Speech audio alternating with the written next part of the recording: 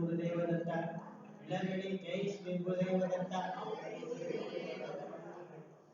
ತಮಗೆಲ್ಲರಿಗೂ ತಿಳಿದಿರೋ ಹಾಗೆ ಗುರುಗಳ ಒಂದು ಜಯಂತಿ ಅದು ದತ್ತಾತ್ರೇಯ ಜಯಂತಿ ದಿನನೇ ಬಂದಿರುವಂಥದ್ದು.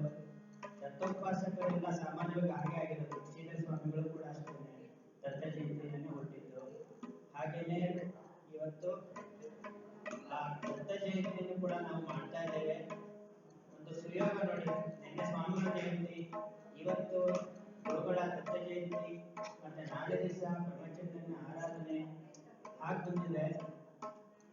ಮತ್ತೆ ಆ ದತ್ತಾತ್ರೇಯರು ನಮಗೆಲ್ಲ ಅನುಗ್ರಹ ಮಾಡಲಿಕ್ಕೆ ಅಂತಾನೆ ಅವತಾರ ಎತ್ತಿರುವಂಥದ್ದು. ಆ ಅವತಾರದಲ್ಲಿ ಆ ಗುರು ಚರಿತ್ರೆಯಲ್ಲಿ ಆ ಅವತಾರದ ಬಗ್ಗೆ ತುಂಬಾ ಚೆನ್ನಾಗಿ ತಿಳಿಸ್ಕೊಟ್ಟಿದ್ದಾರೆ. ದಯವಿಟ್ಟು ಹೊರಗಡೆ ಇರೋಂಥ ಒಳಗಡೆ ಬನ್ನಿ, ಮಾತಾಡಬೇಡಿ ಯಾರನ್ನು.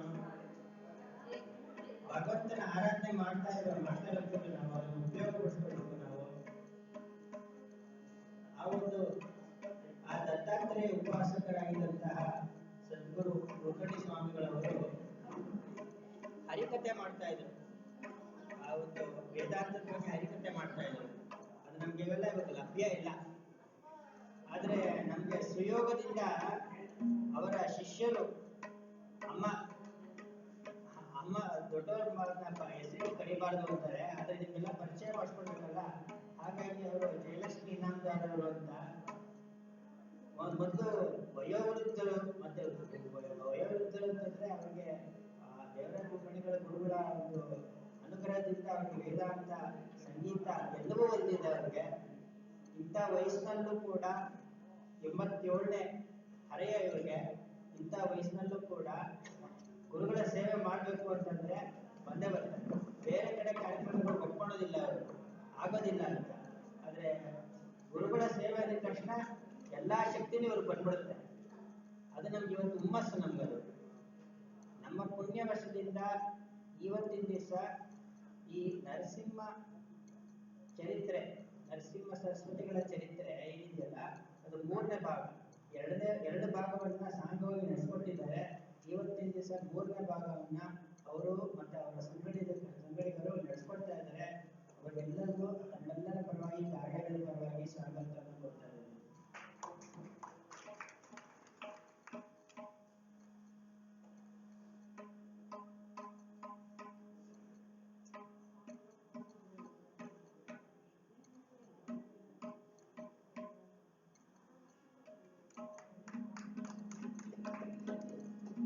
ಅಮ್ಮನವರ ಪರಿಚಯ ಮಾಡಿಸ್ಕೊಳ್ಳೋದು ಬಹಳ ಕಷ್ಟ. ಯಾಕಂದ್ರೆ ಹಲವಾರು ಹೆಸರು ಬಿರುದುಗಳನ್ನ ಹೊಂದಿದ್ದಾರೆ. ಗಮಕ ಕಲೆಯಲ್ಲಂತೂ ತುಂಬಾ ಜಾಸ್ತಿ ಜನ ಗಮಕ ಕಲೆಯಲ್ಲಿ ಅಷ್ಟೊಂದು ಪ್ರಾಧಾನ್ಯತೆ ಹೊಂದಿಲ್ಲ. ಆದ್ರೆ ಅಮ್ಮನವರು ಗಮಕ ಕಲೆಯಲ್ಲಿ, ಬೇರೆ ಬೇರೆ ಸಂಗೀತದಲ್ಲಿ ಪಾಂಡಿತ್ಯವನ್ನು ಹೊಂದಿದ್ದಾರೆ. ಹಲವಾರು ಶಿಷ್ಯರನ್ನು ಹೊಂದಿದ್ದಾರೆ. ಅವರು ನಮ್ಮ ಕಣ್ಣೆದುರಿಗೆ ಇವತ್ತಿದ್ದಾರೆ ಅನ್ನೋದೇ ನಮ್ಮ ಒಂದು ಅದೃಷ್ಟ. ಜೊತೆಗಳ ಗುರುಗಳು ಶಿಷ್ಯರು ಬೇರೆ. ಈ ಒಂದು ಸದಾವಕಾಶವನ್ನು ನಾವೆಲ್ಲರೂ ಉಪಯೋಗಿಸ್ಕೊಳ್ಳೋಣ. ಈ ಒಂದು ಸಂಗೀತ ರೂಪಕದಲ್ಲಿ ದತ್ತ ಚರಿತ್ರೆ, ದತ್ತಾನಾಮಾಮೃತದ ಗುರುಗಳು ಬಂದಿರುವಂತಹ ದತ್ತಾನಾಮಾಮೃತದ ಅನುಸಾರವಾಗಿ ನಾವೆಲ್ಲರೂ ಇದನ್ನು ಕೇಳಿ ಆಲಿಸೋಣ. ಆ ದತ್ತಾತ್ರೇಯನು ಸಂಗೀತ ಪ್ರಿಯನಾಗಿದ್ದರಿಂದ ನಾವು ಸಂಗೀತದ ಮೂಲಕ ಅವನ್ನ ಒಲಿಸಿದ್ರೆ ನಾವು ಅನುಗ್ರಹಕ್ಕೆ ಪಾತ್ರರಾಗ್ತೇವೆ. ಮುಂದುವರಿಸಿ.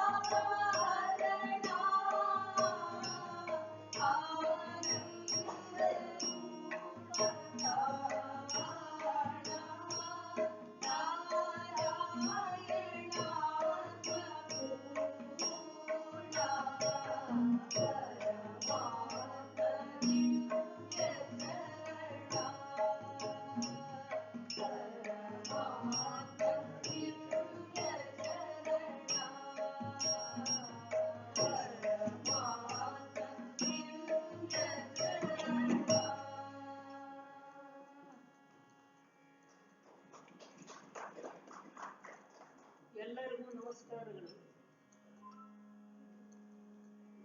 ಈ ದಿವಸದ ಕಾರ್ಯಕ್ರಮವನ್ನ ಪ್ರಾರಂಭ ಮಾಡ್ತಾ ಇದ್ದೀವಿ. ಮೊಟ್ಟ ಮೊದಲನೇದಾಗಿ ಪರಮಾತ್ಮ ದಿವ್ಯ ಚರಣ, ಈ ಹಾಡನ್ನ ಯಾಕೆ ಆಯ್ಕೆ ಮಾಡಿಕೊಂಡ್ವಿ ಅಂತ ಹೇಳೋದಕ್ಕೆ ಒಂದು ಕಾರಣ ಇದೆ.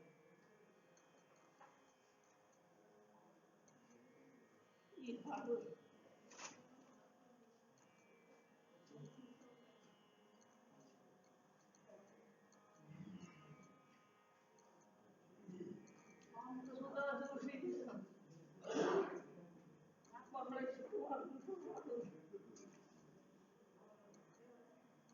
ಹೋದ ವರ್ಷ ದತ್ತ ಜಯಂತಿ ನಾವೆಲ್ಲ ಸೇರಿದಾಗ ಅವಳು ಇದ್ಲು. ಮಾರನೇ ದಿವಸ ದೇಹ ಸುಧಾ ಚಿಕ್ಕ ಹುಡುಗಿದ್ದೂ ನನಗೆ ಪರಿಚಯ. ಅವಳಿಗೆ 10 ವರ್ಷ, ನನಗೆ 15 ವರ್ಷ. ಆಗ ಮಂದಿರಕ್ಕೆ ಹೋಗ್ತಾ ಇದ್ದೆ ನಾನು, ಅಧ್ಯಾತ್ಮ ಮಂದಿರಕ್ಕೆ. ಅಲ್ಲಿ ದೇವರಾಯ ಕುಲಕರ್ಣಿಯವರು ಪ್ರವಚನ ಮಾಡ್ತಾ ಇದ್ರು. ಆ ಪ್ರವಚನ ಮುಗಿಸ್ಕೊಂಡು ನಾನು ಬರಬೇಕಾದ್ರೆ ಸುಧಾ ಚಿಕ್ಕ ಹುಡುಗ, ಆಗ ಶ್ರೀಪಾದ, ಅವನು ಎತ್ತಿಕೊಂಡು ನನ್ನ ಜೊತೆ ಮನೆಗೆ ಬರ್ತಾ ಇದ್ರು. ನಮ್ಮ ಮನೆಗೆ ಬಂದು ದಾವಣಗೆರೆಗೆ ಅಧ್ಯಾತ್ಮ ಮಂದಿರ ಪ್ರತಿನಿತ್ಯ ಹೋಗ್ತಾ ಇದ್ದೆ. ಯಾಕೆಂದ್ರೆ ವಾಕಿಂಗ್ ಆಗುತ್ತೆ, ಪ್ರವಚನನೂ ಕೇಳಿದಂಗೆ ಆಗುತ್ತೆ ಅಂತ ಎರಡು ಉದ್ದೇಶದಿಂದ ಹೋಗ್ತಾ ಇದ್ದೆ. ನಾನು ಒಬ್ಬಳೆ ಹೋಗ್ತಾ ಇದ್ದೆ, ಒಬ್ಬಳೆ ಬರ್ತಾ ಇದ್ದೆ, ಎರಡೂ ಊದ್ಕೊಂಡು. ಆಗ ನನ್ನ ಜೊತೆ ಬರ್ತಾ ಇದ್ದೆ. ಒಂದು ಗಂಟೆ ಹೊತ್ತು ನಾವಿಬ್ರು ಏನೋ ಫಲಹಾರ ಮಾಡೋದು, ಮಾತಾಡಿ ಆಮೇಲೆ ಮನೆಗೆ ಹೋಗ್ತಾ ಇದ್ದೆ. ಒಂದು 2-3 ವರ್ಷ ದಾವಣಗೆರೆಯಲ್ಲಿ ಇದ್ರು ಅವರು, ನಾನು ಪರಿಚಯ ಆದ್ಮೇಲೆ. ಆಮೇಲೆ ಬೆಂಗಳೂರಿಗೆ ಬಂದು ಸೆಟ್ಲ್ ಆದ್ರು. ಇಲ್ಲಿ ತುಂಬಾ ವರ್ಷ ಇದ್ದು. ದಾವಣಗೆರೆಯಲ್ಲಿದ್ದಾಗಂತೂ ಅದೇ ಹೇಳಿದ್ನಲ್ಲ, ಅಂಗಿ ಲಂಗ ತೊಗೊಂಡು ಇಷ್ಟೇ ಹುಡುಗಿ, 10 ವರ್ಷದ ಹುಡುಗಿ ಅವಳು. ಅವಳೇ ದೊಡ್ಡೋಳು, ಅವ್ರ ಮನೆಯಲ್ಲಿ ಅವಳೇ ದೊಡ್ಡೋಳು. ಅವಳ ಹಿಂದೆ 7 ಜನ ತಂಗಿ ತಮ್ಮಂದ್ರು. ನಮ್ಮ ಮನೆಯಲ್ಲಿ ನಾನೇ ದೊಡ್ಡೋಳು, ನನ್ನ ಹಿಂದೆ 7 ಜನ ತಂಗಿ ತಮ್ಮಂದ್ರು. ನಾವು 8 ಜನ, ಅವ್ರಿಗೂ 8 ಜನ ಬರ್ತಾ ಇದ್ರು. ಆಮೇಲೆ ನಾನು ಮಂದಿರದಲ್ಲಿ ಹಾಡು ಹೇಳ್ತಾ ಇರ್ಬೇಕಾದ್ರೆ ಅವರು ಹೇಳ್ತಾ ಇದ್ರು. ದೇವರಾಯರು ಎಷ್ಟೋ ಸಲ ನಮ್ಮಿಬ್ಬರನ್ನೂ ಕೂಡಿಸ್ಕೊಂಡು ತಾವು ಹಾರ್ಮೋನಿಯಂ ಕೂಡಿಸ್ಕೊಂಡು ವಿಶೇಷ ದಿವಸಗಳಲ್ಲಿ ಕಾರ್ಯಕ್ರಮ ನಡೆಸಿಕೊಡ್ತಾ ಇದ್ರು ಅಧ್ಯಾತ್ಮ ಮಂದಿರದಲ್ಲಿ. ರಾಮನವಮಿ ಸಂದರ್ಭದಲ್ಲಿ ಅದೇ ಕೋದಂಡರಾಮ ದೇವಸ್ಥಾನದಲ್ಲಿ ಇಡೀ ರಾಮಾಯಣವನ್ನೇ ದೇವರಾವ ಕುಲಕರ್ಣಿಯವರು ಸ್ವತಃ ಹಾಡಿನ ರೂಪದಲ್ಲಿ ರಚನೆ ಮಾಡಿ ನಮ್ಮಿಬ್ಬರಿಗೂ ಹೇಳಿಕೊಟ್ಟು ನಮ್ಮಿಬ್ಬರಿಂದಲೂ ಹೇಳಿಸ್ತಾ ಇದ್ರು. ನಾನು ಅವರು ಹೀಗೆ ಬಹಳ ಅನ್ಯೋನ್ಯವಾಗಿದ್ವಿ. ದಾವಣಗೆರೆಯಲ್ಲೂ ಅಷ್ಟೇ. ಆಮೇಲೆ ಬೆಂಗಳೂರಿಗೆ ಬಂದಾಗ ಕೂಡ ನಾನು ಇಲ್ಲಿಗೆ ಬಂದಾಗ, ಅವರು ದಾವಣಗೆರೆಗೆ ಬಂದಾಗ ಒಡನಾಟ ಇದ್ದೇ ಇತ್ತು, ಸಂಪರ್ಕ ಕೂಡ ಇತ್ತು.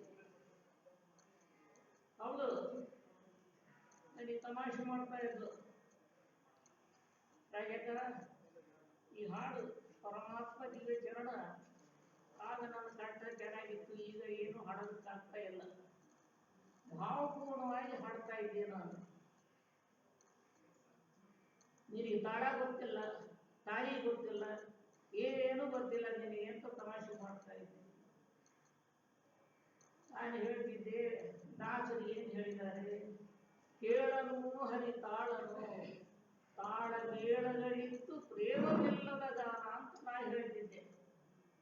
ತಾಳ ಬೇಕು, ತಕ್ಕ ಮೇಳ ಬೇಕು ಅಂತ ಅವರು ಹಾಡ್ತದೆ. ಒಟ್ಟು ನಮ್ಮಿಬ್ಬರಲ್ಲಿ ಒಂದು ಪೈಪೋಟಿ ಇತ್ತು ಹಾಡೋದ್ರಲ್ಲಿ. ಅವಳು ಆಮೇಲೆ ಹಿಂದೂಸ್ತಾನಿ ಸಂಗೀತವನ್ನು ಕಲಿತು ಚೆನ್ನಾಗಿ ಹಾಡ್ತಾನೆ. ನಾನು ಕರ್ನಾಟಕ ಸಂಗೀತ ಕಲಿತಾ ಇದ್ದೆ. ಅವಳಿಗೆ ಈ ಹಾಡು ಅಂದ್ರೆ ತುಂಬಾ ಇಷ್ಟ. ಯಾವಾಗ ಸಂದರ್ಭ ಬಂದು ರಾಜಕ್ಕ ನೀ ಹಾಡು ನಿನ್ ಬಾಯಲ್ಲಿ ಬಹಳ ಚಂದ ಕೇಳಿದ್ರಿ ಆ ಲತಾಗಿಂತ ನೀನೇ ಚಲೋ ಹಾಡಿದಿ ಅಂತಂದ್ರೆ ಅಷ್ಟಿಷ್ಟು ಕೊಡ್ತಾ ಇದ್ದೆ ಕರ್ನಾಟಕದ ಲತಾ ಮಂಗೇಶ್ಕರ್. ಆದ್ರೆ ಇವತ್ತು ಅದನ್ನ ಹಾಡ್ಬೇಕು ಅಂದ್ರೆ ಈಗ ಆಗ್ತಾ ಇಲ್ಲ. ಅದಕ್ಕಾಗಿ ಅವ್ರನ್ನ ಹಾಕಿದ್ದೀನಿ. ಅವಳನ್ನು ಕಳ್ಕೊಂಡಿದ್ದು ನನಗದು ತುಂಬಾ ನಷ್ಟ. ಅವಳ ನಂತರ ದೇವರಾಯರ ಎರಡನೇ ಅಳಿಯ ಅವರು ಕೂಡ ನಮಗೆ ಬಹಳ ಅನ್ಯೋನ್ಯವಾಗಿತ್ತು. ವಿಶ್ವನಾಥ ಹಂಪಿಹೊಳಿ, ವಿಶ್ವನಾಥ್ ಹಂಪಿಹೊಳಿ ಅಂತ ರಿಟೈರ್ಡ್ ಪ್ರೊಫೆಸರ್ಗೂ ಸಂಸ್ಕೃತ, ಕನ್ನಡ, ಇಂಗ್ಲಿಷ್ ಎಲ್ಲ ಚೆನ್ನಾಗಿ ಬರ್ತಾ ಇತ್ತು. ಒಳ್ಳೆ ವಿದ್ವಾಂಸರಾಗಿದ್ದರು. ಅವರು ಭಾಗವತ್ ಸಪ್ತಾಹ, ಗುರುಚರಿತ್ರ ಸಪ್ತಾಹ ಇವನ್ನೆಲ್ಲ ನಡೆಸಿಕೊಡ್ತಾ ಇದ್ರು. ಹುಬ್ಬಳ್ಳಿ, ಧಾರವಾಡ, ಇಲ್ಲಿ ಬೆಂಗಳೂರು. ಅವ್ರಿಗೇನು ಅಂತ ಸಾಯುವಂತ ವಯಸ್ಸು ಆಗಿರಲಿಲ್ಲ. ಆದರೆ ಆ ವಿಧಿ ಬರಹ ಯಾರು ಬಿಡ್ತಿದ್ದಲ್ಲ. ಅವರು ಕೂಡ ಸುಧಾ ಹೋಗಿ ಒಂದು 20 ದಿವಸದ ಒಳಗೆ ಹೋಗಿ ಅನಿರೀಕ್ಷಿತ, ಬಹಳ ಅನಿರೀಕ್ಷಿತ. ಇವರಿಬ್ಬರನ್ನು ಕಳೆದುಕೊಂಡ ದುಃಖ ಇನ್ನು ಮತ್ತು ಸಮಾಧಾನ ಪಡಿಸ್ಕೊಳ್ಳಿ. ಶರೀರ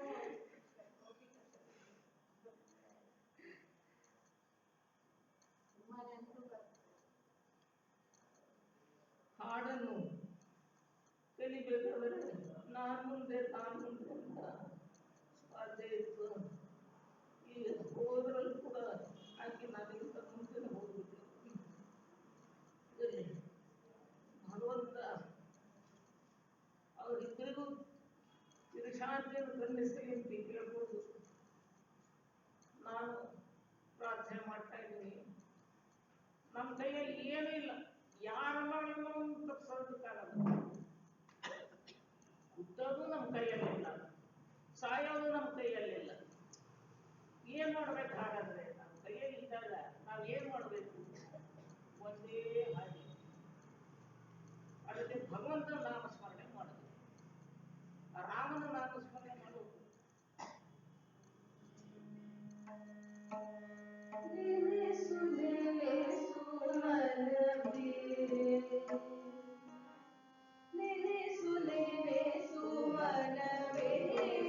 ಶ್ರೀರಾಮನ ನೆನೆಸುವೆ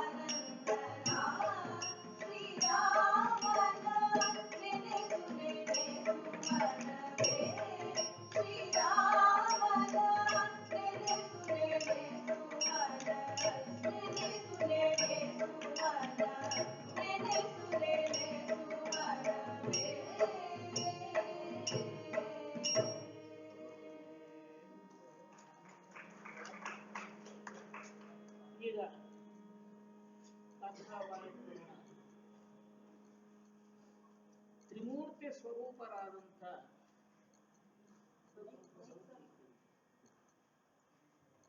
ಶ್ರೀ ನೃಸಿಂಹ ಸರಸ್ವತಿಗಳು ಗಾಣಗಾಪುರದಲ್ಲಿರುವಾಗ ಅವರಿಂದ ಅನೇಕ ಅಘಟಿತ ಘಟನೆಗಳು ನಡೀತಾ ಇದ್ದವು. ಅವರ ಅನುಗ್ರಹದಿಂದ ಅನೇಕ ರೋಗಿಗಳು ಆರೋಗ್ಯವಂತರು, ಬಂಜೆಯರು, ಪುತ್ರವತಿಯರು, ದರಿದ್ರರು, ಧನಿಕರು, ಮೂಢರು, ಜ್ಞಾನಿಗಳು, ಪತಿತರು, ಪಾವನರೂ ಆದರು. ಹೀಗಿರುವಾಗ ಉತ್ತರ ಪ್ರದೇಶದ ಮಾಹುರಿ ಎಂಬ ಗ್ರಾಮದಲ್ಲಿ ಗೋಪಿನಾಥನೆಂಬ ಶ್ರೀಮಂತ ಬ್ರಾಹ್ಮಣನೊಬ್ಬನಿದ್ದ. ಇದು ಬಹಳ ವಿಶೇಷ. ಶ್ರೀಮಂತ ಬ್ರಾಹ್ಮಣ. ಹಾಸ್ಯ ಬ್ರಹ್ಮ ಬೀಚಿಯವರು ಆಗಿನ ಕಾಲದಲ್ಲಿ ಹೇಳ್ತಾ ಇದ್ರು, ಯಾವುದೇ ಪುಸ್ತಕ ನೋಡಿದ್ರು ಒಂದು ಊರಿನಲ್ಲಿ ಒಬ್ಬ ಬಡ ಬ್ರಾಹ್ಮಣನಿದ್ದನು. ಮಾಮೂಲದು. ಅದನ್ನ ಯಾಕೆ ಎರಡೆರಡು ಸಲ ಹೇಳ್ತೀರಿ? ಬ್ರಾಹ್ಮಣನಿದ್ದನು ಅಂದ್ಬಿಡ್ರಿ ಸಾಕು, ಬಡನ ಗೊತ್ತಾಗುತ್ತೆ. ಯಾರು ಶ್ರೀಮಂತರಲ್ಲ. ಆಗಿನ ಕಾಲಕ್ಕೆ ಆಗಿತ್ತು, ಈಗ ಹಾಗಿಲ್ಲ. ಈಗೆಲ್ಲ ಬ್ರಾಹ್ಮಣರು, ಶೆಟ್ರು ಎಲ್ಲರೂ ಶ್ರೀಮಂತರು, ಎಲ್ಲರೂ ಇರ್ಲಿ. ಆ ಗೋಪಿನಾಥ ಬ್ರಾಹ್ಮಣ ಶ್ರೀಮಂತನಾಗಿದ್ದ. ಅವನು ತುಂಬಾ ಐಶ್ವರ್ಯವಂತನಾದರೂ ದತ್ತಾತ್ರೇಯನ ಮಹಾಭಕ್ತನಾಗಿದ್ದ. ದತ್ತ ಪ್ರಭುವಿನ ಅನುಗ್ರಹದಿಂದ ಅವರಿಗೊಬ್ಬ ಸುಲಕ್ಷಣವಾದ ಮಗ ಹುಟ್ಟಿದ. ಆಗ ಅವನಿಗೆ ದತ್ತ ಎಂದೇ ನಾಮಕರಣ ಮಾಡಿದರು.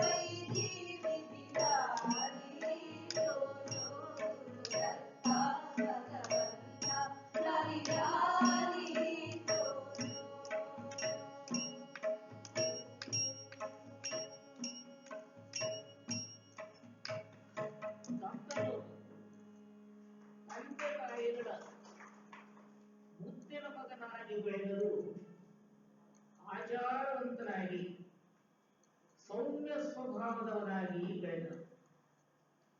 ಸಕಾಲದಲ್ಲಿ ಅವನಿಗೆ ಬ್ರಹ್ಮೋಪದೇಶವೂ ಆಯಿತು. ಇನ್ನು 12ನೇ ವರ್ಷದವನಿದ್ದಾಗಲೇ ಪಕ್ಕದ ಊರಿನ ಕಾತ್ಯಾಯಿನಿ ಎಂಬ ಸುಂದರ ಕನ್ಯೆಯೊಡನೆ ವಿವಾಹವಾಯಿತು. ಆಗ ಬಾಲ್ಯ ವಿವಾಹ ಸಾಮಾನ್ಯವಾಗಿತ್ತು. ಈಗ ಅದಕ್ಕೆ ಬಹಳ ನಿಷೇಧ ಹೇಳಿದ್ದಾರೆ. ಅವಳ ಕಾತ್ಯಾಯಿನಿಯನ್ನು ಸತಿ ಅಂತಲೂ ಕರೀತಾ ಇದ್ರು, ಸಾವಿತ್ರಿ ಅಂತಲೂ ಕರೀತಾ ಇದ್ರು. ಚಿಕ್ಕವಳಾದರೂ ಪತಿ ದತ್ತನೊಡನೆ ಪ್ರೀತಿ ಗೌರವಗಳಿಂದ ನಡೆದುಕೊಳ್ತಾ ಇದ್ದರು. ಇವರೀವರ ಅನ್ಯೋನ್ಯ ದಾಂಪತ್ಯ ನೋಡಿ ಮನೆಯಲ್ಲೂ ಊರಿನಲ್ಲೂ ಎಲ್ಲರೂ ಮೆಚ್ಚುಗೆ ಮಾತುಗಳನ್ನು ಆಡ್ತಾ ಇದ್ದರು. ಇಷ್ಟರಲ್ಲಿ ಇದ್ದಕ್ಕಿದ್ದಂತೆ ದತ್ತನಿಗೆ ಆರೋಗ್ಯ ತಪ್ಪಿತು. ಅವನ ತಂದೆ ತಾಯಿಗಳು ಶ್ರೇಷ್ಠ ವೈದ್ಯರಿಂದ ಚಿಕಿತ್ಸೆ ಪ್ರಾರಂಭಿಸಿದರು. ಆದರೆ ಅವನ ಆರೋಗ್ಯ ದಿನದಿನಕ್ಕೂ ಹದಗೆಡುತ್ತಾ ಬಂದು ಅವನ ನರಳುವಿಕೆ ತಂದೆ ತಾಯಿಗಳನ್ನು ಪತ್ನಿಯನ್ನು ಕರಗಿಸಿತು. ದೈವಾನುಗ್ರಹ ಬೇಡಿ ಯಜ್ಞ ಯಾಗಾದಿಗಳು, ಜಪ ಉಪವಾಸವೇ ಮುಂತಾದ ವ್ರತಗಳನ್ನು ಶ್ರದ್ಧಾಭಕ್ತಿಗಳಿಂದ ಕೈಗೊಂಡು ಅವರ ಆರಾಧ್ಯ ದೈವ ದತ್ತಪ್ರಭುವನ್ನು ಪರಿಪರಿಯಾಗಿ ಬೇಡಿಕೊಂಡು ವೈದ್ಯರು ದತ್ತನಿಗೆ ಬಂದಿದ್ದ ರೋಗವನ್ನು ರಾಜಕ್ಷಯವೆಂದು ಗುರುತಿಸಿದರು.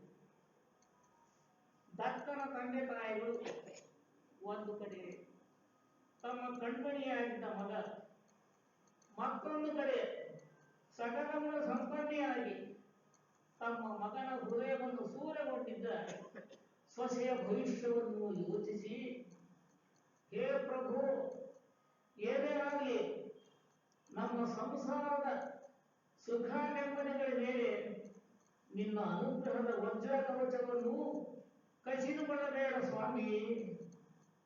ಅನ್ಯಥಾ ಶರಣಂ ನಾಸ್ತಿ ತ್ವಮೇವ ಶರಣಂ ಮಮ ಎಂದು ಭಗವಂತನಲ್ಲಿ ಮೊರೆಯಿಟ್ಟು ದತ್ತನೇ ತನ್ನ ಸರ್ವಸ್ವ ಎಂದು ನಂಬಿದ ಸತಿಯು ದತ್ತನಲ್ಲಿ ಪೂರ್ಣ ಭಕ್ತಿ ಇಟ್ಟು ಪತಿಯ ಸೇವೆಯಲ್ಲಿ ತನ್ನನ್ನು ತೊಡಗಿಸಿಕೊಂಡು ಸರ್ವಮಂಗಳಿ ಗೌರಿಯನ್ನು ಪರಿಪರಿಯಾಗಿ ಪ್ರಾರ್ಥಿಸಿದರು.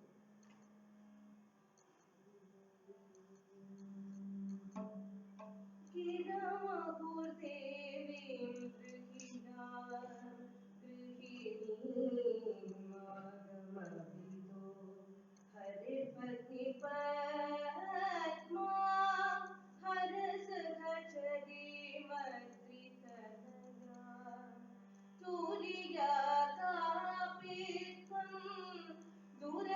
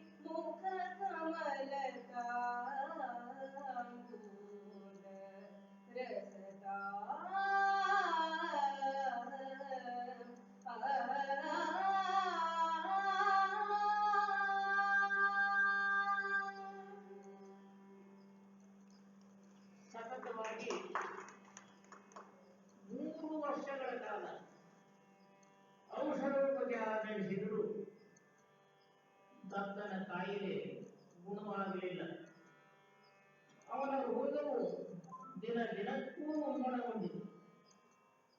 ದೇಹವು ಅಸಹ್ಯವಾದ ದುರ್ವಾಸನೆಯಿಂದ ಇರಿಯಿತು. ವೈದ್ಯರು, ಸೇವಕರು, ಬಂಧುಗಳು ರೋಗಿಯಿಂದ ದೂರ ಉಳಿದರು. ದತ್ತನು ತಂದೆ ತಾಯಿಗಳಿಗೆ ಮನಸ್ಸಿನ ಸಮತೋಲನ ಕಳೆದುಕೊಳ್ಳಬಾರದೆಂದು ಪ್ರತಿಯೊಬ್ಬರೂ ಅನುಭವಿಸಿಯೇ ತೀರಿಸಬೇಕಾದ ಪ್ರಾರಬ್ಧ ಕರ್ಮದಿಂದ ತನಗೆ ಬಿಡುಗಡೆಯಿಲ್ಲವೆಂದು ಸಮಾಧಾನಪಡಿಸಿದರು. ಹೆಂಡತಿಗೂ ಕೂಡ ತನ್ನ ಆಸೆಯನ್ನು ಬಿಡುವಂತೆ ಹೇಳಿದರು. ಒಂದು ದಿನ ಸತಿಗೆ ತನ್ನ ಪತಿಯು ಶ್ರೀ ದತ್ತನ ಹರಕೆಯಿಂದ ಹುಟ್ಟಿರುವುದು ನೆನಪಿಗೆ ಬರಲು ಕೂಡಲೇ ಅತ್ತೆ ಮಾವಂದಿರಿಗೆ ನಮಿಸಿ, ಪೂಜ್ಯರೇ, ದತ್ತಪ್ರಭು ಶ್ರೀ ನೃಸಿಂಹ ಸರಸ್ವತಿ ಎಂಬ ಹೆಸರಿನಿಂದ ಗಾಣಗಾಪುರದಲ್ಲಿ ದುಃಖಿತ ಭಕ್ತರ ಕಂಬನಿ ಒರೆಸಿ ಅನುಗ್ರಹ ಮಾಡುತ್ತಾ ಇರುವಂತೆ ಈ ವಿಷಮ ಪರಿಸ್ಥಿತಿಯಲ್ಲಿರುವ ನನ್ನ ಪತಿಯನ್ನು ಈಗಲೇ ಅವರ ಸನ್ನಿಧಿಗೆ ಕರೆದುಕೊಂಡು ಹೋಗಿ ಶ್ರೀಗುರುವಿನ ಅನುಗ್ರಹ ಪಡೆದುಕೊಳ್ಳಲು ತಮ್ಮ ಅಪ್ಪಣೆ ಬೇಡುತ್ತೇನೆ ಎಂದು ಅವರು ಒಪ್ಪಿ 4 ಧೈರ್ಯದ ಮಾತು ಹೇಳಿ ಕಳುಹಿಸಿಕೊಟ್ಟರು. ಪತಿಯನ್ನು ಡೋಲಿಯಲ್ಲಿ ಮಲಗಿಸಿಕೊಂಡು ಹಿತೈಷಿಗಳ ಸಹಕಾರದಿಂದ ಗಾಣಗಾಪುರದಲ್ಲಿ ಬಂದು ಇನ್ನೇನು ಗಾಣಗಾಪುರ ಸೇರುವುದರೊಳಗೆ ಅತ್ತ ದತ್ತನ ಪ್ರಾಣ ಪಕ್ಷಿಯು ಹಾರಿ ಹೋಗುವುದು. ದಿಗಂಬರ ಶ್ರೀಪಾದ ವಲ್ಲಭ ದಿಗಂಬರ ದಿಗಂಬರ ದಿಗಂಬರ ಶ್ರೀಪಾದ ವಲ್ಲಭ ದಿಗಂಬರ ದಿಗಂಬರ ದಿಗಂಬರ ಶ್ರೀಪಾದ ವಲ್ಲಭ ದಿಗಂಬರ ದಿಗಂಬರ ದಿಗಂಬರ ಶ್ರೀಪಾದ ವಲ್ಲಭ ದಿಗಂಬರ ದಿಗಂಬರ ದಿಗಂಬರ ಶ್ರೀಪಾದ ವಲ್ಲಭ ದಿಗಂಬರ ದಿಗಂಬರ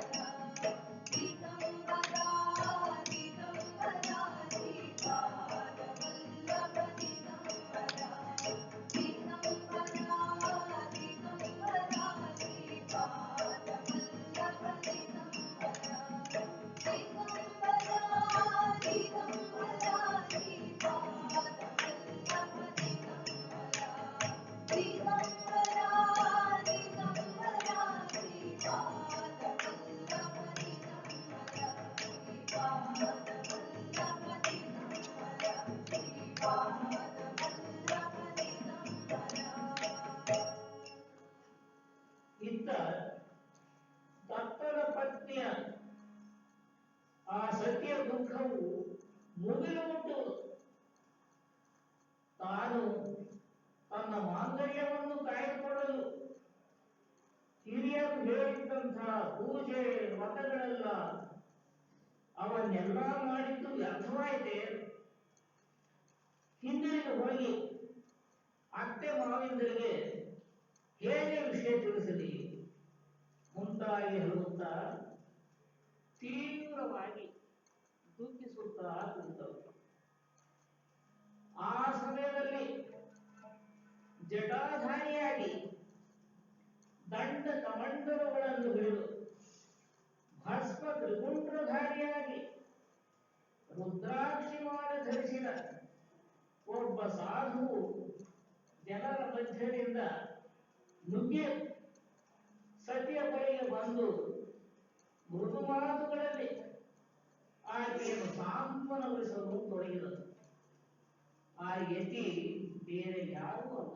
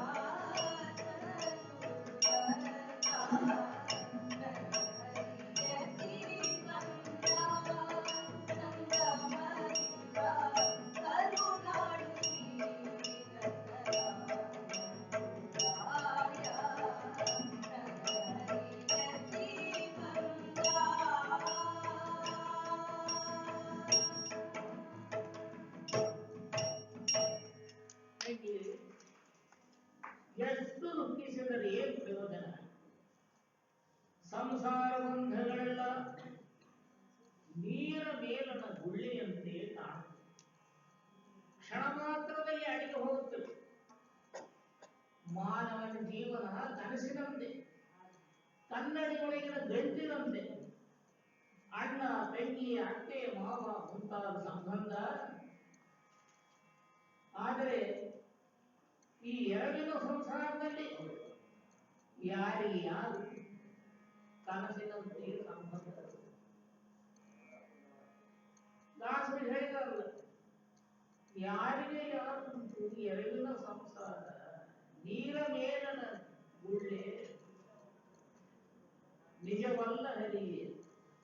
ಯಾರಿಗೆ ಯಾರುಂಟು ಎರಡಿನ ಸಂಸಾರ ನೀರ ಮೇಲನ ಗುಳ್ಳೆ ನಿಜವಲ್ಲ ಹರಿಯೇ. ಯಾರಿಗೆ ಯಾರುಂಟು ಎರಡಿನ ಸಂಸಾರ ನೀರ ಮೇಲನ ಗುಳ್ಳೆ ನಿಜವಲ್ಲ ಹರಿಯೇ. ಜಾತಸ್ಯ ಮರಣಂ ಧ್ರುವಂ. ಯಾವ ಜೀವರಾಶಿಗೂ ಸಾವು ತಪ್ಪಿದ್ದಲ್ಲ. ಹುಟ್ಟು ಆಕಸ್ಮಿಕವಾದರೂ ಸಾವು ಖಚಿತ. ದೇವಾನುದೇವತೆಗಳಿಗೂ ಕಾಲಧರ್ಮ ತಪ್ಪಿದ್ದಲ್ಲ. ಮೋಹ ಪಾಶಗಳಿಂದ ಕೂಡಿದ ನಶ್ವರವಾದ ಈ ದೇಹಕ್ಕೆ ಸುಮ್ಮನೆ ದುಃಖಿಸಿ ಫಲವಿಲ್ಲ. ಭವಸಾಗರದಿಂದ ಹೊರಬರಲು ನಮ್ಮ ಜೀವನವನ್ನು ಬಳಸಬೇಕೇ ವಿನಃ ಈ ಕೊಳಕು ವಸ್ತುಗಳಿಂದಾಗಿ ಈ ದೇಹವನ್ನು ಮೂಯಿಸುವುದಕ್ಕಲ್ಲ. ದೇಹವು ಮೂಳೆ ಮಾಂಸದ ತಡಿಗೆ, ದೇಹವು ಮೂಳೆ ಮಾಂಸದ ತಡಿಗೆ.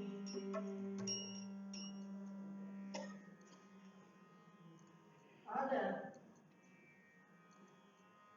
ಸಾಧುವು ಆ ಸಾಧ್ವಿಗಳಿಗೆ ಇದೇ ರೀತಿಯಾಗಿ ಉಪದೇಶ ಮಾಡಿದ್ದಾರೆ. ಹಾಗೆ ಮಹಾತ್ಮರು ಕೂಡ ನಮಗೇನು ಹೇಳ್ತಾ ಇದ್ದಾರೆ ಅಂದರೆ,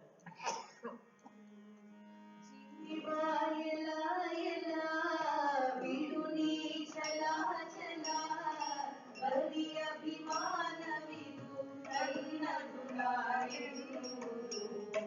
ಇರವಲ್ಲ ಬರಿ ಕೈ ಬಂಟನ ಒಂದೆಲ್ಲ ಸಿರನಾದ ಶ್ರೀ ಗುರು ದತ್ತನ ಮರೆಯಲ್ಲ.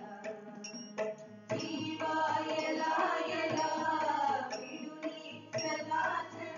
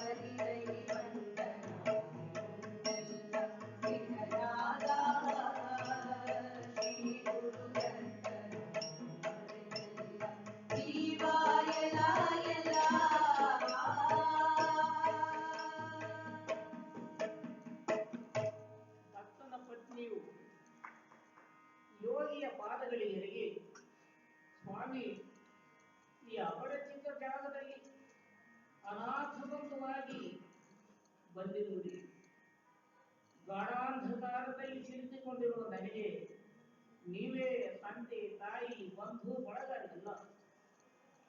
ಈ ಭವಸಾಗರ ದಾಟುವ ಮಾರ್ಗವನ್ನ ನೀವೇ ತೋರಿಸಬೇಕು ಸ್ವಾಮಿ.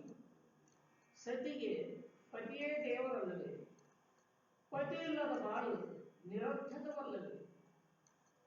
ಭರತ ಭೂಮಿಯ ಸಮಾಜದಲ್ಲಿ ಪತಿಯನ್ನು ಕಳೆದುಕೊಂಡ ಪತ್ನಿಯ ಬಾಳು ಆಧಾರ ಕಳೆದುಕೊಂಡ ಬಳ್ಳಿಯಂತೆ.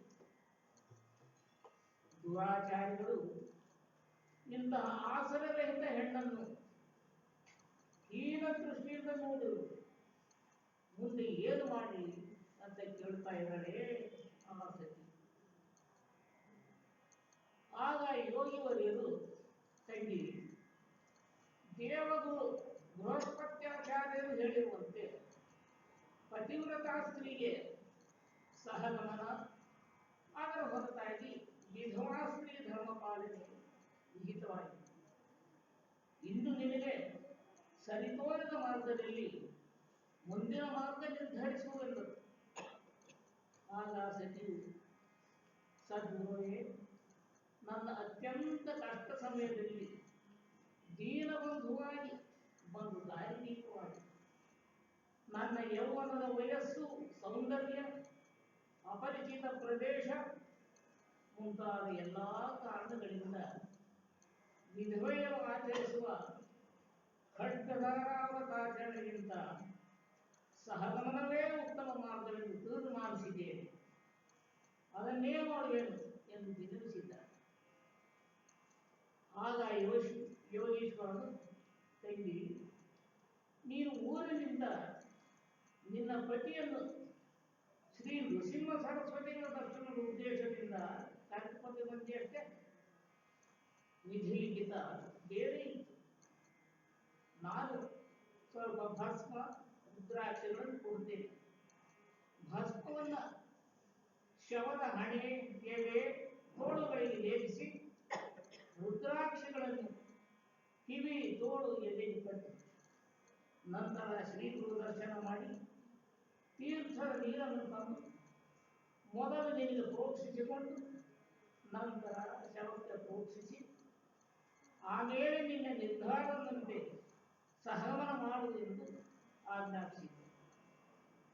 ಆಗ ಆ ಸತಿಯು ಸುತ್ತಲಿದ್ದ ಮತ್ತು ಊರಿನಿಂದ ತನ್ನ ಜೊತೆಗೆ ಬಂದಿದ್ದ ಸಜ್ಜನರ ಸಮ್ಮತಿ ಪಡೆದು ಸೂರ್ಯಾಸ್ತಮಯಕ್ಕೆ ಮುಂಚೆ ಹಿಂದಿರುಗುವುದಾಗಿ ವಾಗ್ದಾನ ಮಾಡಿ ಯೋಗೀಶ್ವರರು ಹೇಳಿದಂತೆ ತನ್ನ ಪತಿಯ ಶವಕ್ಕೆ ಭಸ್ಮ ಲೇಪಿಸಿ ರುದ್ರಾಕ್ಷಿಗಳ ಧಾರಣೆ ಮಾಡಿ ವೇಗವಾಗಿ ನಡೆದು ಗಾಣಗಾಪುರದಲ್ಲಿ ಶ್ರೀ ನೃಸಿಂಹ ಸರಸ್ವತಿಗಳವರ ಸನ್ನಿಧಿಗೆ ತಲುಪಿದ್ದಾಳೆ. ಗುರು ದತ್ತಾತ್ರೇಯ ಶ್ರೀಪಾದರಾಯ ನರಸಿಂಹ ಸರಸ್ವತಿ ಯತಿರಾಯ ಗುರು ದತ್ತಾತ್ರೇಯ ಶ್ರೀಪಾದರಾಯ ನರಸಿಂಹ ಸರಸ್ವತಿ ಯತಿರಾಯ ಗುರು ದತ್ತಾತ್ರೇಯ ಶ್ರೀಪಾದರಾಯ ನರಸಿಂಹ ಸರಸ್ವತಿ ಯತಿರಾಯ ಗುರು ದತ್ತಾತ್ರೇಯ ಶ್ರೀಪಾದರಾಯ ನರಸಿಂಹ ಸರಸ್ವತಿ ಯತಿರಾಯ ಗುರು ದತ್ತಾತ್ರೇಯ ಶ್ರೀಪಾದರಾಯ ನರಸಿಂಹ ಸರಸ್ವತಿ ಯತಿರಾಯ ಗುರು ನರಸಿಂಹ ಸರಸ್ವತಿ ಯತಿರಾಯ ಗುರು ನರಸಿಂಹ ಸರಸ್ವತಿ ಯತಿರಾಯ.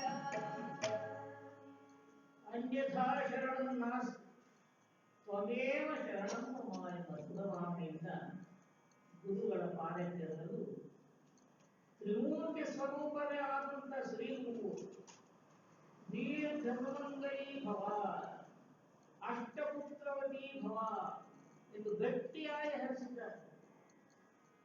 ಆ ಆಶೀರ್ವಾದ ಕೇಳಿದ ಎಲ್ಲರಿಗೂ ಆಶ್ಚರ್ಯವಾಯಿತು.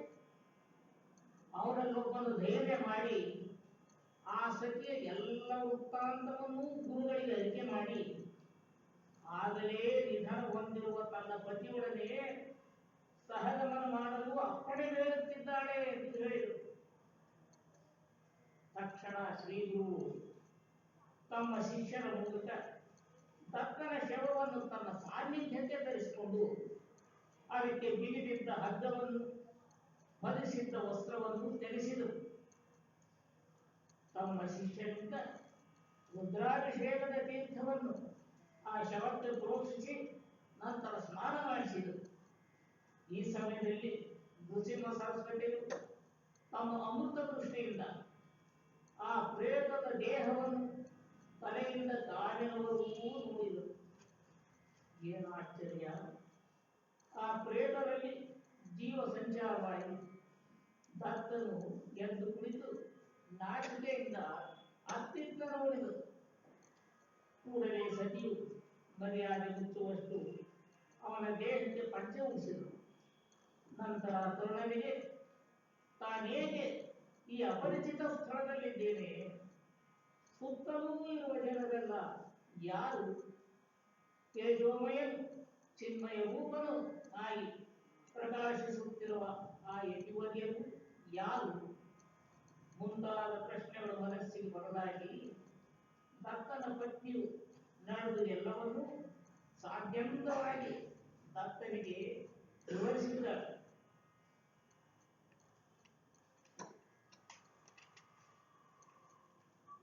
ಇಷ್ಟಾದ ಮೇಲೆ ದತ್ತನು ಮೇಲೆದ್ದು ತನ್ನ ಪತ್ನಿ ಸಮೇತನಾಗಿ ವಿಧವಿಧವಾಗಿ ಶ್ರೀ ಗುರುವಿನ ಸ್ತೋತ್ರ ಮಾಡಿ ಅವರ ದಿವ್ಯ ಚರಣಗಳಿಗೆ ಅಭಿವಾದನ ಮಾಡಿದನು.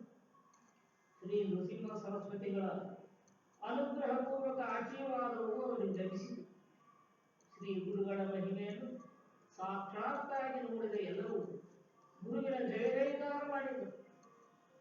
ಆ ಜನಗಳಲ್ಲಿ ಒಬ್ಬನು ಗುರುಗಳನ್ನು ಕುರಿತು, ಈಗ ನಡೆದ ಈ ಘಟನೆಯಿಂದ ಬ್ರಹ್ಮಲಿಖಿತ ಅನ್ನೋದು ಸುಳ್ಳಾಯಿತಲ್ವೇ ಎಂದು ಕೇಳಿದರು. ಅದಕ್ಕೆ ಗುರು, ಬ್ರಹ್ಮಲಿಖಿತವು ಎಂದೂ ಸುಳ್ಳಾಗದು. ಆದರೆ ಇವನ ಮುಂದಿನ ಜನ್ಮದ ಕೆಲವು ವರ್ಷಗಳ ಆಯುಷ್ಯವನ್ನು ಬ್ರಹ್ಮದೇವನನ್ನು ಪ್ರಾರ್ಥಿಸಿ ಪಡೆದು ಈತನಿಗೆ ನೀಡಿದ್ದೇನೆ ಎಂದರು. ನಂತರ ಎಲ್ಲರೂ ಸಂಗಮ ಸ್ಥಳದಿಂದ ಶ್ರೀ ಮಠಕ್ಕೆ ಬಂದು ಸಂಜೆ ಆರತಿಯನ್ನು ಮಾಡಿದರು.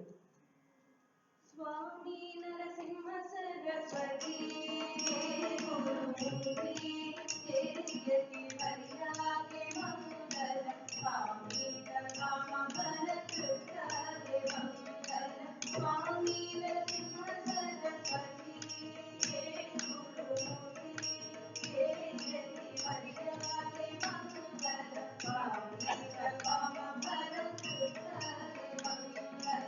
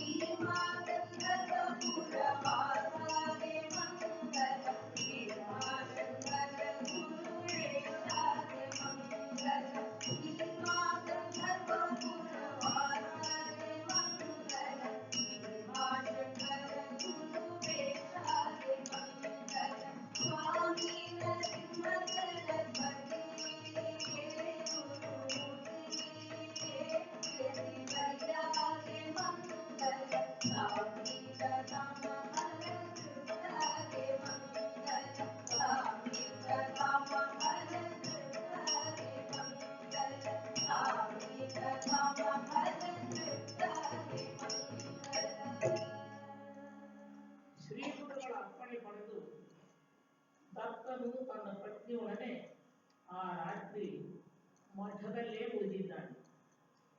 ಮಾರನೇ ಬೆಳಿಗ್ಗೆ ದತ್ತ ದಂಪತಿಗಳು ಮಂಗಳ ಸ್ನಾನ ಮಾಡಿ ದತ್ತಾತ್ರೇಯರ ಪಾದ್ಯಗಳಿಗೆ ವಂದಿಸಿ ಶ್ರೀ ನೃಸಿಂಹ ಸರಸ್ವತಿಗಳ ಸನ್ನಿಧಾನಕ್ಕೆ ಬಂದು ಭಕ್ತಿಯಿಂದ ನಮಿಸಿದ್ದಾರೆ. ಶ್ರೀಗುರು ಆ ತರುಣ ದಂಪತಿಗಳಿಗೆ ಆಶೀರ್ವಾದ ಮಾಡಿ ಕುಳಿತುಕೊಳ್ಳಲು ಹೇಳಿದರು. ಆಗ ಸತಿಯು, ಸ್ವಾಮಿ, ತಾವು ನಿನ್ನೆ ದಿನ ತಮ್ಮ ಈ ಮಗಳ ಮಾಂಗಲ್ಯ ಭಾಗ್ಯ ಉಳಿಸಿ ನನ್ನನ್ನು ಪಾವನ ಮಾಡಿದರು. ನಾನು ಧನ್ಯೆ. ನನ್ನ ಒಂದೇ ಒಂದು ಸಂದೇಹ ಬಗೆಹರಿಸಿಕೊಳ್ಳಲು ತಮ್ಮ ಅಪ್ಪಣೆಗಿರುತ್ತದೆ. ಅದೇನೆಂದರೆ, ನಿನ್ನೆ ನನ್ನ ಅತ್ಯಂತ ಸಂಕಟ ಸಮಯದಲ್ಲಿ ಒಬ್ಬ ಯೋಗೀಶ್ವರರು ಬಂದು ನನ್ನನ್ನು ಸಾಂತ್ವನಗೊಳಿಸಿ ಬಹು ಮೃದು ಧ್ವನಿಯಲ್ಲಿ ಗಾಢವಾದ ಧರ್ಮ ವಿಚಾರಗಳನ್ನು ಉಪದೇಶಿಸಿದರು. ಅಲ್ಲದೆ ನನ್ನ ಕೈಗೆ ಭಸ್ಮ ರುದ್ರಾಕ್ಷಿಗಳನ್ನು ಇಟ್ಟು ನನ್ನ ಪತಿಯ ಶವದ ಶಿಖೆ, ಕಿವಿ, ಕಂಠ, ತೋಳುಗಳಿಗೆ ಧಾರಣೆ ಮಾಡಿ ತಮ್ಮ ದರ್ಶನ ಮಾಡಿ ತಮ್ಮ ಚರಣತೀರ್ಥ ಕೊಂಡು ಹೋಗಿ ಶವಕ್ಕೆ ಪ್ರೋಕ್ಷಿಸಲು ಹೇಳಿ ಅದೃಶ್ಯರಾದರು. ಆ ಅನಾಥ ಬಂದು ಯಾರು? ರುದ್ರಾಕ್ಷಿ ಚರಣತೀರ್ಥಗಳ ಮಹಿಮೆ ಏನು?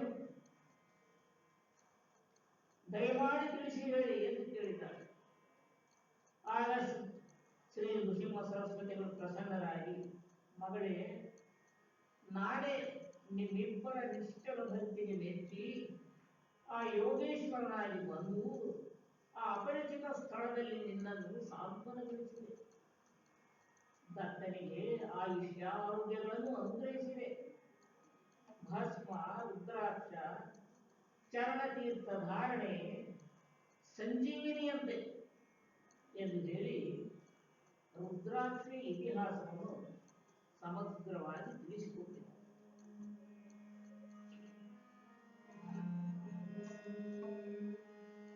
ಶಿವ ಶಿವ ಶಿವ ಎನ್ನುವ ಶಿವ ಶಿವ ಶಿವ ಎನ್ನುವ ಶಿವ ಶಿವ ಶಿವ ಎನ್ನುವ ಮೂಜಗದವರೆಲ್ಲ ಶಿವ ಶಿವ ಶಿವ ಶಿವ ಶಿವ ಎನ್ನಿರೋ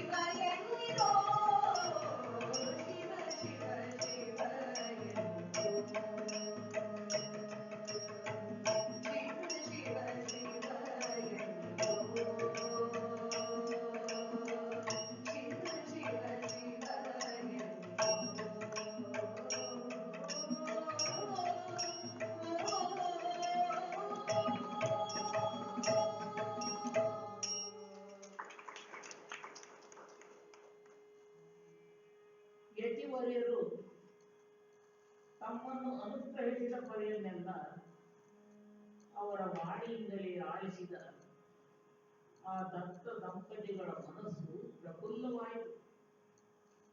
ತನ್ನ ಸೌಭಾಗ್ಯವನ್ನು ಅಡೆತಡೆಗಳಿಲ್ಲದೆ ಕಾಯ್ದುಕೊಳ್ಳಲು ಶ್ರೀ ಗುರುಗಳಿಂದಲೇ ಮಂತ್ರೋಪದೇಶದ ಅನುಗ್ರಹ ಪಡೆಯಲು ಸತಿಯ ಮನಸ್ಸಿನ ತುಡಿತ ಹೆಚ್ಚಿತು.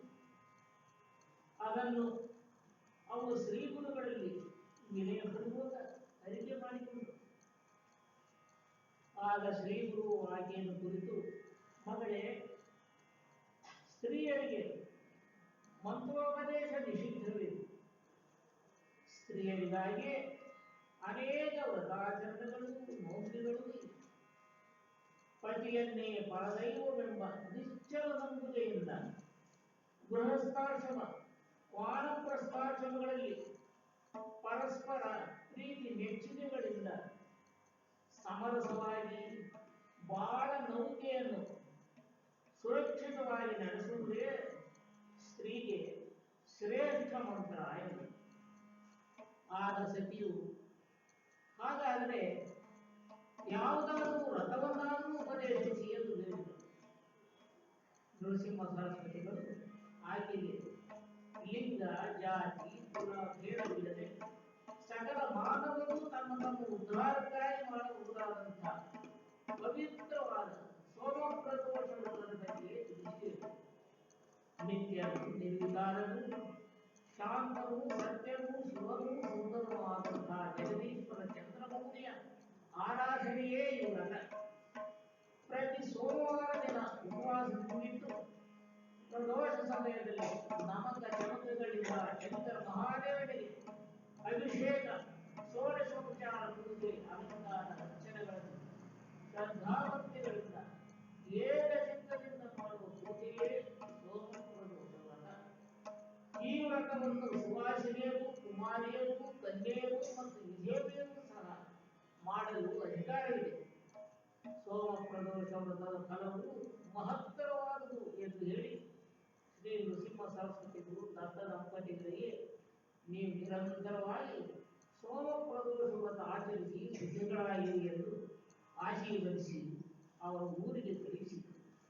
ಮುಂದೆ ಸತ್ಸಂತಾನವನ್ನು ನೆಮ್ಮದಿಯ ಬದುಕನ್ನೂ ಹೊಂದಿದ ಆ ದಂಪತಿಗಳು ಪ್ರತಿ ವರ್ಷ ಗಾಣಗಾಪುರಕ್ಕೆ ಬಂದು ಶ್ರೀ ಗುರುದರ್ಶನ ಮಾಡುತ್ತಿದ್ದರು. ಶ್ರೀ ಗುರುಗಳನ್ನು ನಂಬಿ ಸೇವಿಸುವವರಿಗೆ ಪರ್ವತಾಕಾರವಾಗಿ ಬರುವ ಕಷ್ಟಗಳು ಮಣ್ಣಿನ ಗುಡ್ಡೆಯಂತಾಗಿ ಬೆಳೀತಾವೆ ಅನ್ನುವುದೇ ಈ ದಿವಸದ ಕಥಾಭಾಗದ ಸಾರಾಂಶ ಎಂದು ಹೇಳುತ್ತಾ ನನ್ನ ಈ ಸೇವೆಯನ್ನು ಗುರುನಾಥನಿಗೆ ಅರ್ಪಿಸ್ತಾ ಇದ್ದೇನೆ. ಚರಣ ಕಮಲದ